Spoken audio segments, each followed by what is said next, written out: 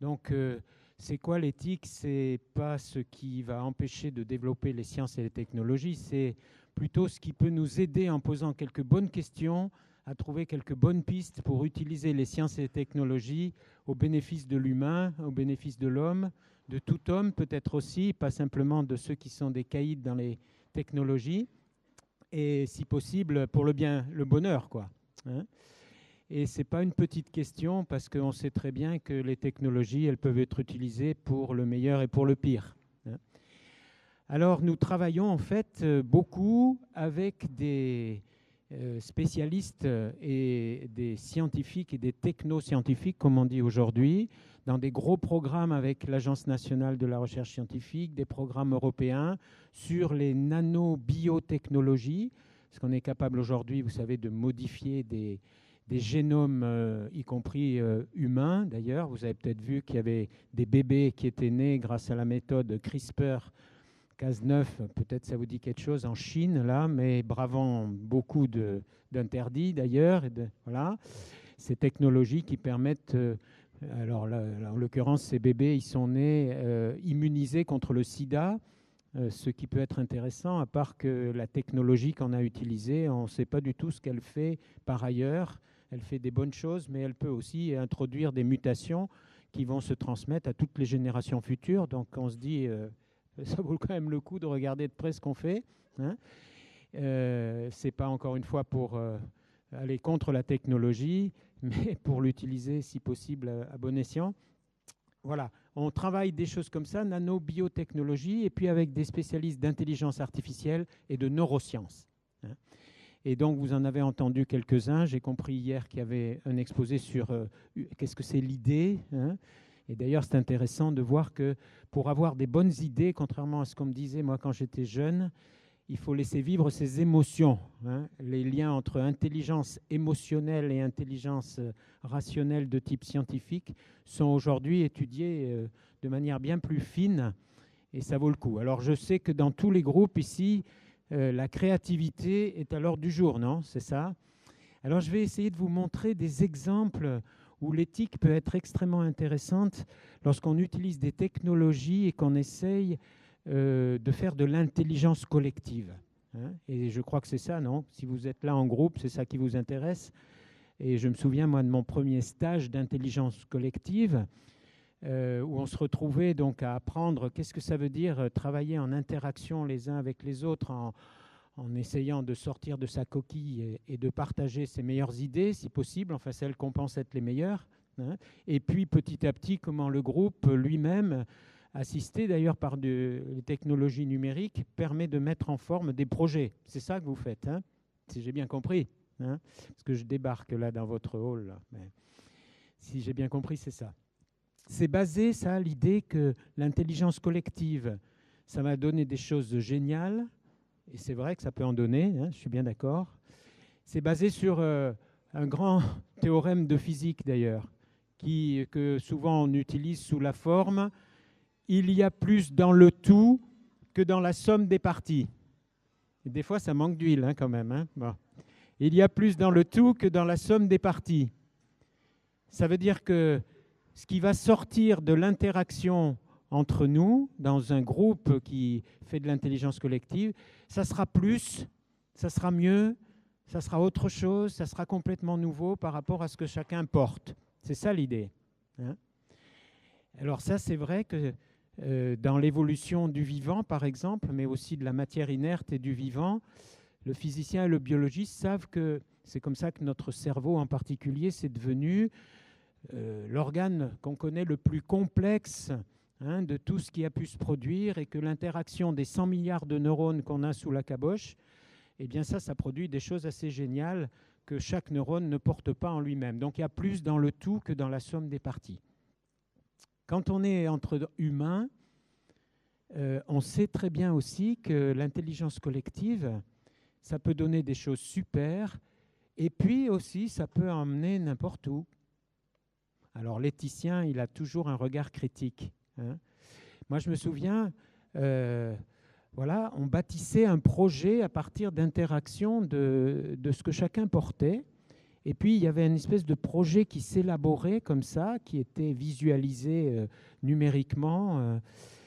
Et puis, à un moment donné, comme on pouvait poser des questions, moi, j'ai posé la question, j'ai dit, mais ce projet, je ne m'y retrouve pas.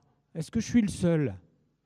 Et puis, comme j'avais eu l'audace de dire je ne m'y retrouve pas, il y en a d'autres qui ont dit ah ben moi non plus, en fait.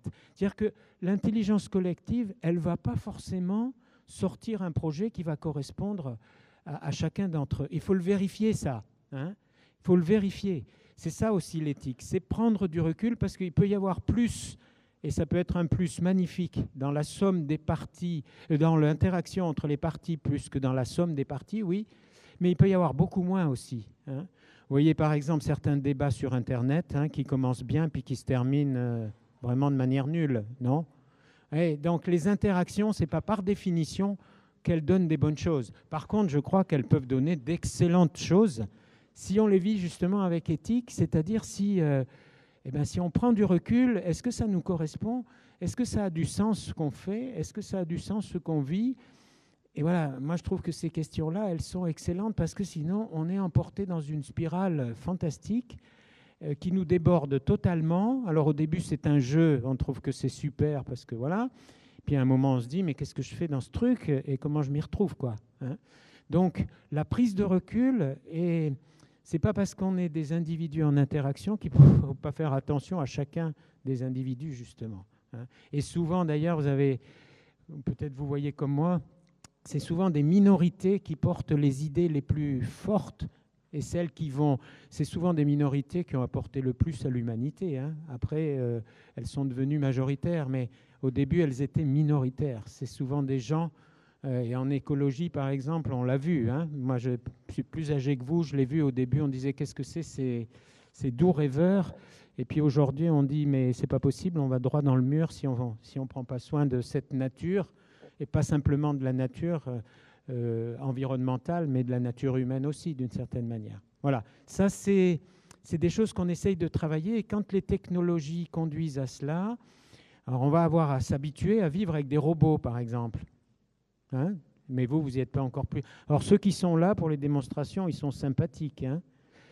J'ai travaillé avec des militaires qui utilisent des robots soldats, c'est moins sympathique, hein, je vous le dis. Et là aussi, ces militaires, c'est pour vous dire que ça vaut le coup de regarder la mentalité qui est générée quand on travaille avec des robots. Ça aussi, ça fait partie de l'éthique. Hein. Alors peut-être vous avez tous vu le film Ex Machina. Non ? Il est très intéressant ce film à ce niveau-là. Hein. Je le résume en quelques mots parce que si vous ne l'avez pas tous vu, regardez-le. Il est sorti en 2015. Hein. Juste pour voir combien il y en a qui l'ont vu, juste pour que... Non, c'est une minorité. Bon. C'est intéressant. Je le résume. Hein. C'est l'histoire d'un jeune programmeur informatique, toute ressemblance avec quelqu'un n'est peut-être pas fortuit, ici, qui est sélectionné, enfin qui pense qu'il a été sélectionné pour aller faire une expérience extraordinaire pour programmer des robots intelligents dans un laboratoire hyper secret situé dans un lieu... On l'emmène en hélicoptère hors de toute atteinte, dans un lieu magnifique d'ailleurs, avec des montagnes et des magnifiques. Bon, à part que le laboratoire, il est clos, il est fermé, et à l'intérieur de ce laboratoire, il y a des robots hyper intelligents qui sont fabriqués, créés, va dire le directeur du laboratoire, par ce directeur du laboratoire qui est visiblement un génie qui a des problèmes d'ailleurs psychologiques assez forts, on s'en aperçoit au fur et à mesure. Un génie qui se prend pour Dieu d'ailleurs, il le dit lui-même. Hein.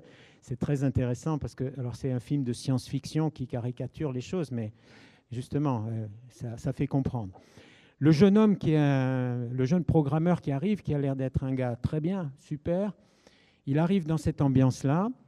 Et puis, il s'aperçoit que les robots qui sont programmés, en effet, sont assez extraordinaires. Et le directeur veut lui faire jouer le test de Turing, que je suppose vous connaissez tous, hein, bon, et qui est à la base de tout ce développement-là. Et au début, on voit ce jeune programmeur qui sait très bien qu'il s'adresse à des machines apprenantes. Il s'adresse à des robots, il ne s'adresse pas à des humains. à part que ces robots, ils apparaissent, et de plus en plus, sous la forme de magnifiques jeunes femmes, magnifiques, mais uniquement sous la forme, hein, parce que quand on tire la peau externe, ben, c'est une machine. Hein. Donc au début, il sait très bien qu'il parle à une machine. Mais vous me voyez venir, le jeune programmeur va progressivement projeter sur ce robot des tas de choses, hein, comme un jeune homme peut projeter sur une jeune fille, bien, j'insiste pas. Et ce qui devait arriver arrive, il va tomber amoureux de sa propre programmation, bien entendu. C'est la science-fiction, bien entendu. À part que le robot, sous la forme d'une magnifique jeune femme, est super intelligent, qu'à travers l'intelligence artificielle qui le pilote, il est capable d'apprendre et de détecter notamment au moindre mouvement du visage les sentiments éprouvés par le fameux jeune programmeur. Et donc le robot va, entre guillemets, prendre conscience, entre guillemets, est-ce qu'un robot a une conscience, hein, prendre conscience que ce jeune homme est en train de tomber amoureux. Et du coup, ce robot qui est emprisonné d'une certaine manière dans un laboratoire dont il ne peut pas sortir, avec un chef qui visiblement le maltraite, hein, il va utiliser la naïveté de ce jeune programmeur dont il va percevoir qu'il tombe amoureux de lui, d'elle, ouais, hein, pour s'affranchir et de son programmeur, ça se termine très mal pour lui d'ailleurs, et de son créateur. Hein. Alors, et il va sortir ce robot dans la nature qu'il n'a jamais vu. Évidemment, à ce moment-là, le visage est complètement sec du robot, parce que comme il n'a jamais vu pourtant un magnifique spectacle naturel devant lequel vous et moi, nous nous émerveillerons, hein, lui, il n'a jamais vu, donc il n'éprouve rien. Et ça nous fait un peu comprendre la différence entre éprouver ou simuler une émotion. Voilà. On pourrait dire que c'est un film de science-fiction. Pourquoi il nous raconte ça? Eh bien parce que je pense, moi, que autant ces robots peuvent être extrêmement utiles, autant il va falloir apprendre à vivre avec eux, autant on ne peut pas éviter de voir toutes les projections qu'on va faire dessus. Et si on veut être suffisamment libre, moi, je ne crois pas que ces robots vont remplacer les humains. Oui, je sais bien que l'intelligence artificielle forte, elle est en perspective et que certains pensent qu'un jour, mécaniquement, numériquement, on va pouvoir créer des robots qui non seulement simuleront des émotions, c'est déjà le cas d'ailleurs, mais les éprouveront. Mais moi, je trouve que c'est infiniment triste si nous sommes pilotés uniquement par des robots. Et je suppose que ce n'est pas ça que vous cherchez dans l'intelligence collective, y compris en fabriquant des robots qui peuvent être très utiles pour nous aujourd'hui. Et dans cette idée, je crois qu'hier, vous avez parlé de noosphère, c'est ça, hein? Dans cette idée que les courants transhumanistes, mais pas que les courants transhumanistes développent, hein, l'idée que plus on progresse, plus on est lié, plus on est câblé, plus la planète est câblée, plus on avance, plus une intelligence collective forte surgit. Alors moi, comme théologien, j'aime beaucoup Teilhard de Chardin qui déjà avait intuité ça dans la première partie du XXe siècle, à une époque où on ne parlait pas trop d'intelligence artificielle. La cybernétique, ça a commencé vers les années 40 et quelques. Hein. Voilà, et lui est mort en 55. Mais il avait cette intuition que si les humains étaient connectés les uns aux autres, et si la cybernétique et d'autres technologies permettaient cette connexion-là, il y aurait une intelligence collective extrêmement forte qui pourrait surgir et qui formerait ce qu'il a appelé la noosphère, c'est-à-dire une intelligence que tout à l'heure un des artistes qui était là m'a dit de manière superbe, il m'a dit, moi, quand je suis en train de faire il a dit à peu près ça, tu me corriges puisque tu entendais ça, et il m'a dit, si quand je suis en train de faire une œuvre d'art, j'ai l'impression que bien sûr c'est moi qui l'a fait, mais c'est comme si j'étais traversé par quelque chose de bien plus grand que moi, qui m'aide à placer mon pinceau, qui m'aide à faire mon travail d'artiste.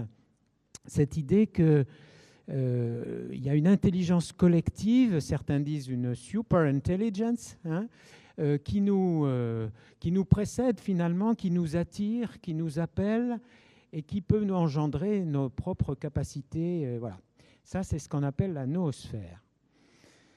Alors, je ne sais pas ce que vous en pensez, mais le regard critique que j'ai, c'est le suivant. Oui, je crois qu'il y a quelque chose de l'intelligence collective quand, notamment à travers les moyens de communication d'aujourd'hui, on arrive à être connecté, à être en lien, voilà. Mais rien ne remplacera la qualité des liens humains. Ce n'est pas parce qu'on est connecté que les liens sont forts, hein. Rien ne remplacera la bienveillance. Ce n'est pas parce qu'on est connecté qu'il y a de la bienveillance par définition.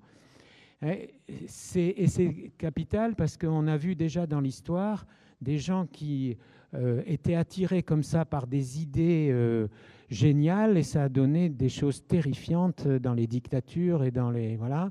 Et y compris à l'insu de notre plein gré, quand on... Si vous avez vu les... Je ne veux pas dire que le nazisme est la seule référence de l'intelligence collective, hein, surtout pas.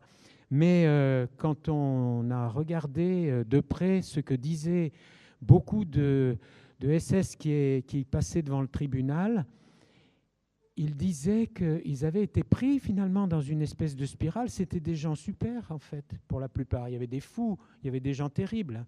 Mais c'était monsieur tout le monde qui pouvait être pris dans une espèce d'engrenage, une espèce d'idée de l'homme, du surhomme, de l'homme absolu, dans lequel il pouvait rentrer et, à l'insu de son plein gré, rentrer dans une spirale de violence terrifiante, quoi.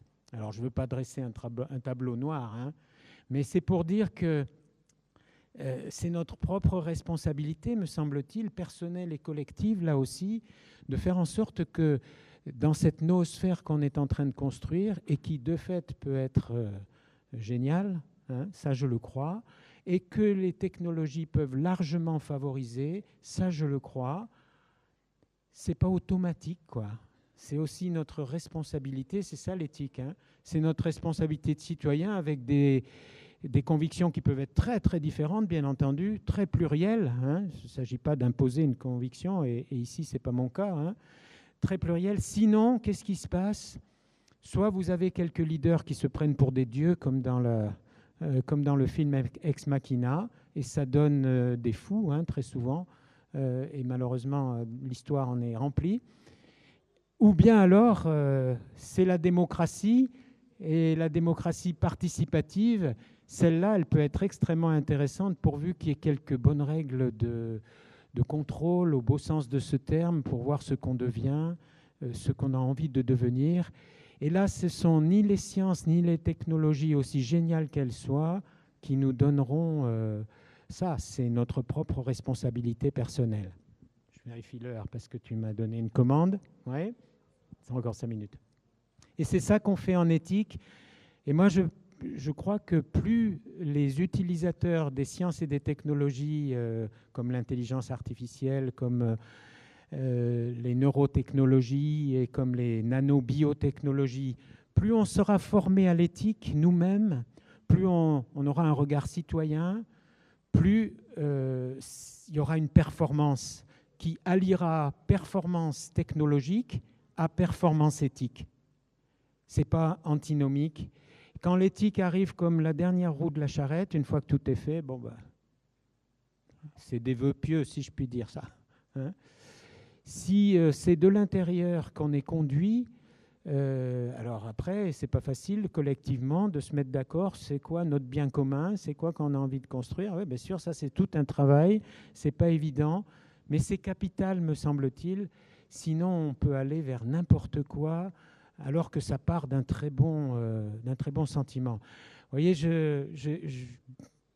l'actualité nous montre, je ne veux surtout pas me prononcer sur les gilets jaunes, hein, mais vous avez vu que parmi ceux qui ont été arrêtés là, samedi dernier à Paris ou ailleurs, bien sûr qu'il y avait des casseurs professionnels par ailleurs qui, eux, n'ont pas été arrêtés parce qu'ils ont foutu le camp avant, mais parmi ceux qui étaient arrêtés, il y avait des monsieur tout le monde qui participaient pour la première fois à une manifestation et qui étaient des gens qui étaient venus parce qu'ils avaient des revendications complètement légitimes.